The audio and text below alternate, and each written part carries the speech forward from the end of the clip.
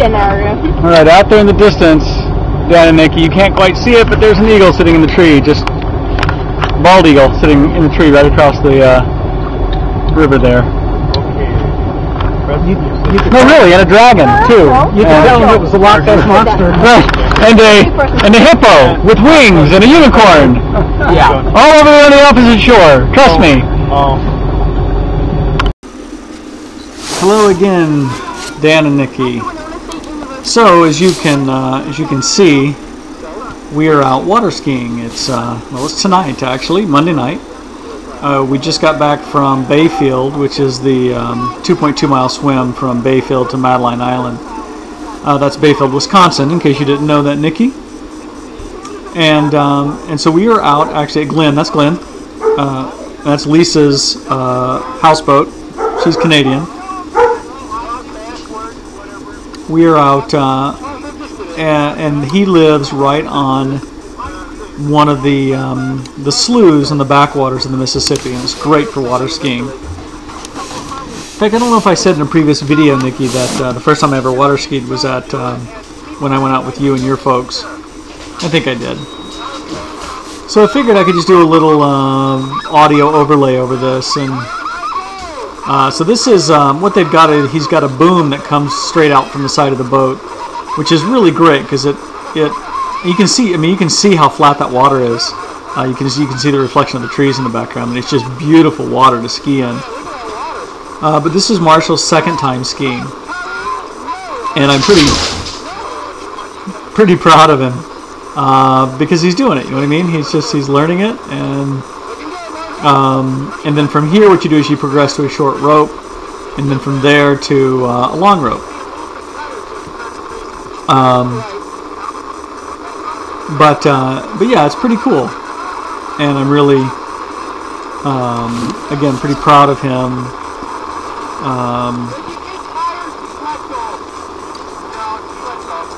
Pretty proud of him for doing this.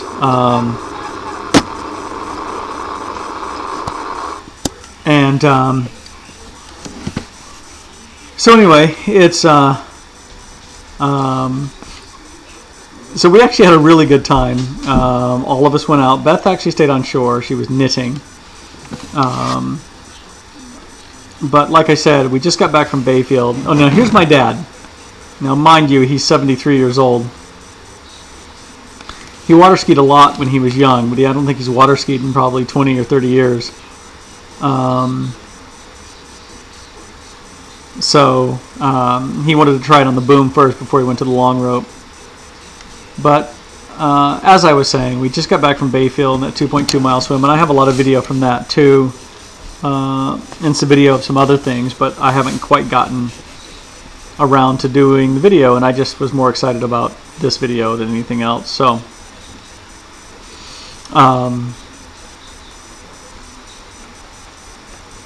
yeah, so you can see my dad. He's just having a great time. It's just awesome. I just love seeing him out there. So Glenn and Lisa are the, again, they're the folks who we're out skiing with, and they actually just got married on Sunday up in, or I think it was actually Saturday, up in Bayfield. They and some other friends were out on a sailboat, and one of their friends is a certified captain, so they were able to rent the sailboat. And so they went out, and actually the captain, who is one of the guys, his name is Kyle, and he came up and swam Bayfield as well. The captain is Kyle married them. I mean, I guess it wasn't legally binding in that respect, but they were actually in the water, and Lisa was wearing a mermaid fin and mermaid tail. So, I mean, if you're going to get married, and they've both been married and divorced before, so I mean, it was actually really cool. I was really happy for them. So anyway, it's it's nice. There's Dad waving at the women folk on shore. just before he lets go. Well, there's me. And then what I've done is I've also shot some film with my GoPro camera. Now, what you unfortunately cannot see is my brand new USA Stars and Stripes Speedo. It's actually a water polo suit. So here I am with the GoPro camera on. And no, I'm recording, honey. You can come watch. So I've got the GoPro camera on. So anyway, I've got this. I found this suit on the U.S. water polo site.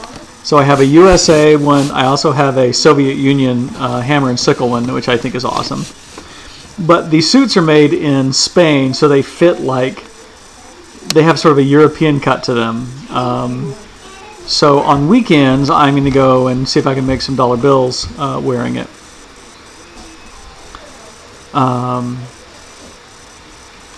So, you know, in terms of what's been happening up here, you know, we, like I said, we went up to Bayfield, and Beth and I were up there Friday, Saturday, and we came back on Sunday, and that was really a nice time. But for the most part, we've been working, watching the Olympics. I'm assuming you guys have been watching Olympics. We watched Oscar Pistorius run the 400 yesterday. That was it was really cool on those on the artificial limbs. Actually, what was most interesting for me so far was the I don't know if you guys followed it, but was the disqualification of the 8 female badminton players. Was it 4 from China, 2 from Indonesia, and 2 from Korea? Because what they had done is one of the Chinese team that was heavily favored lost in the round robin, and the other teams, in order to avoid being put into the same bracket as them, intentionally lost their games. I mean, their strategy was, if we lose this match, then we're in a better position to win the gold. So it was what they were doing is they were trying to play smart and give themselves the best opportunity to win, you know, to win gold. And but the Badminton Federation saw it differently and saw them not trying and decided to disqualify them. So I'm not quite sure how I feel about that, because it seems like the point should be to win gold, right? So if you can say, if the Olympic Committee wants to say that you should always try 100% all the time, well, I mean, you never get that in running. You know, they're always kind of, they're never trying their hardest until the final. So, you know, there's lots of sports. You know, baseball, for example, when you walk somebody intentionally. I don't know. It's just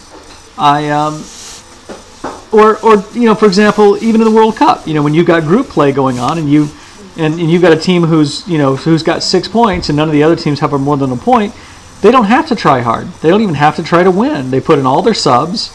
You know, they put in all their second string players with the intention of not trying hard to win, and yet they're not penalized. So it's like if Korea and Indonesia and China could have put in their second string, and second string would have lost, it wouldn't have been an issue. So it's obviously the issue with the Badminton Federation for having designed the oh, did we already go past? I think we did. I don't know if you saw the ski jump back there as I went past it, but anyway, if you want to go back and rewind the video, you'll see the ski jump, and I tried to follow it with my little head cam. God, look how smooth that water is. It's just awesome.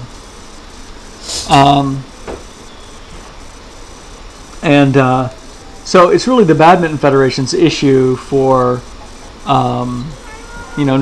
not having designed their tournament better.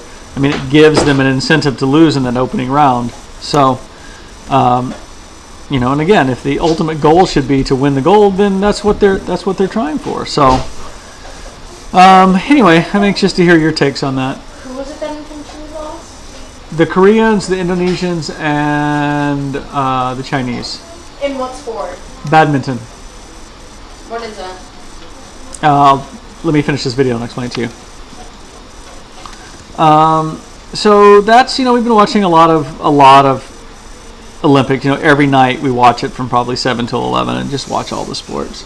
The gymnastics, it's kind of interesting, but I'm not as interested in that. We're watching track right now, which is really interesting. Of course, the swimming, I enjoyed that, but actually I really do enjoy the track, and I think I would enjoy swimming more if they actually had an underwater cam the whole time.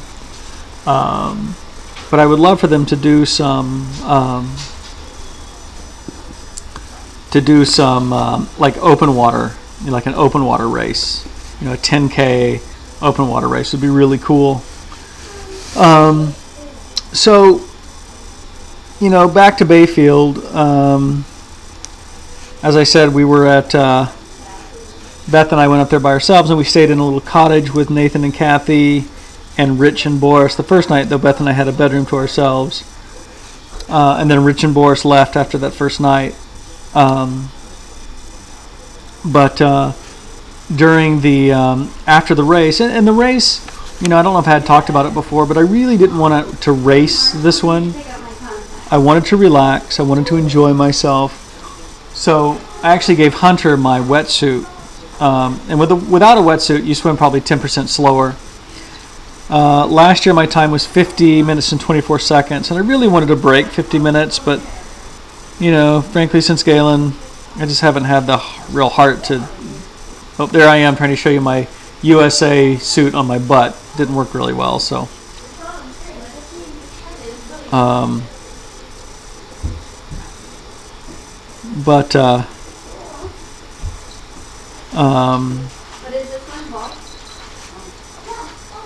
So that's me again. I think Marshall's shooting now. He's actually shooting Preston's back.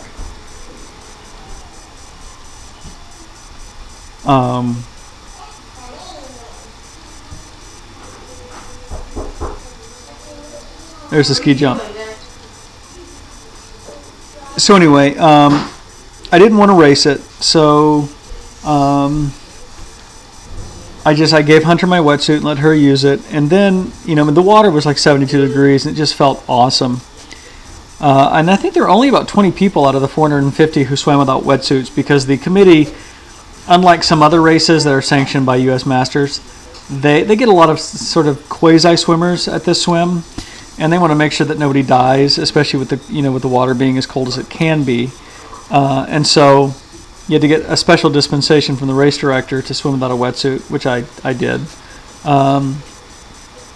But during the initial, say, 400 meters of the race, it's really crowded and there's hardly any open water. People are kicking you, you're kicking people. I mean, it's just you're swimming over people. People are swimming across your line. It's really tough to find any open water to swim in. But what I did is I just relaxed. And I actually enjoyed that part of the race because I wasn't in a hurry to get out of it. I just kind of enjoyed the fact that it was a big cluster. It was actually rather funny because the race is getting ready to start, and Nathan and I are chatting with somebody else who's not wearing a wetsuit. And then suddenly I hear them say, "And we're starting in 10 seconds." And I looked at Nathan and said, "Did he just say 10 seconds?"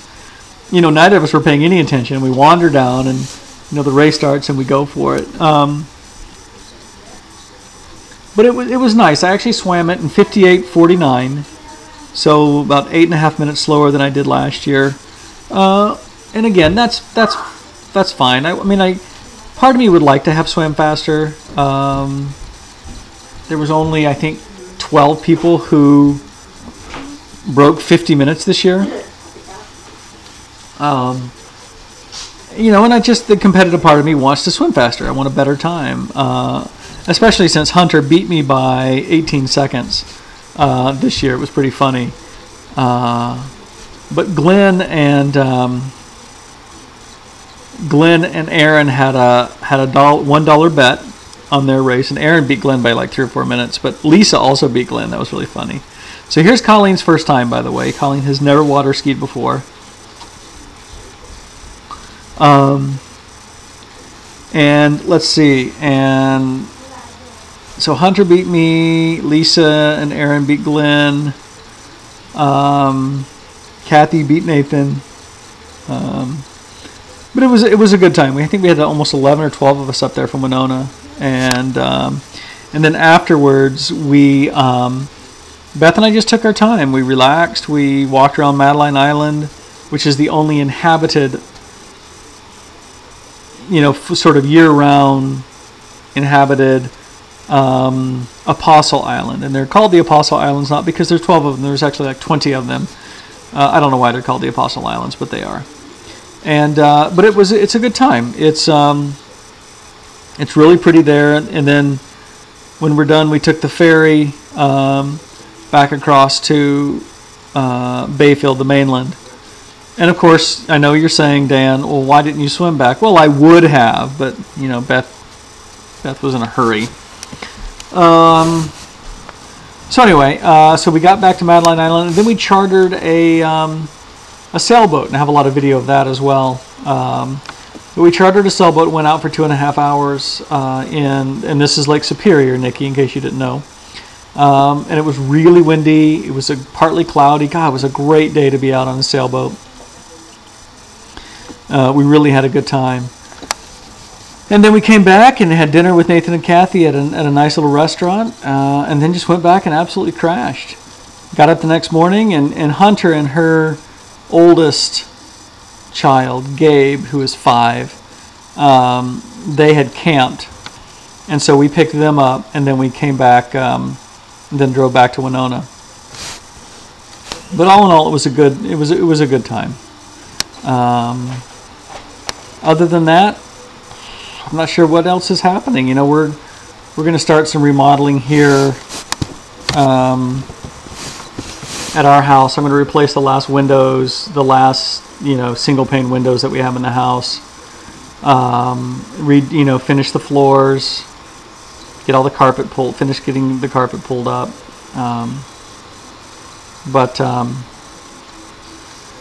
Anyway, the shop, steampunk, the steampunk theme is coming along. I will shoot some video eventually of that.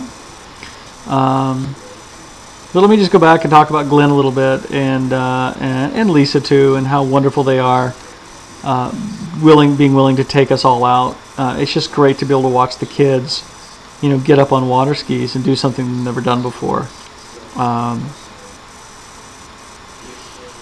Colleen was pretty much a daredevil, as you can see. And now here's the last bit. That's Glenn. I don't know if you can see, but he's got a neck brace on. He's got a back support on. He also has a cup in. And now we're going about 35 to 40 miles an hour. And he is going out barefooted. Yep, barefooted skiing. So actually Glenn, who's about, 54? Before he started doing triathlons, he was actually a huge competitive water skier. Did a lot of competitive water skiing, and I don't think he competes at water skiing anymore, but he does obviously a lot of triathlons instead, and a lot of bike races, and but it's really cool, man. I mean, just watch him. It's just awesome. I've got my little GoPro camera, hanging out the edge of the boat, watching him. Now watch him. He'll go down on his back and spin around. Now later, I don't think I have it on video because it was too dark, but what he did is he started in the water, holding onto the rope with the rope behind his back, and so his head was facing away from the direction he was going. So essentially he was skiing backwards, but when you start out, your head is literally dragging in the water like a rudder until your feet finally get purchased and you're able to get up out of the water. It was really cool. So needless to say, I am going to try this. So, well, that's I'm about done with this video, so I'm going to go ahead and wrap up the audio here, and I will talk to you guys later. So in the meantime, swim and not be weary, tread water and not be faint.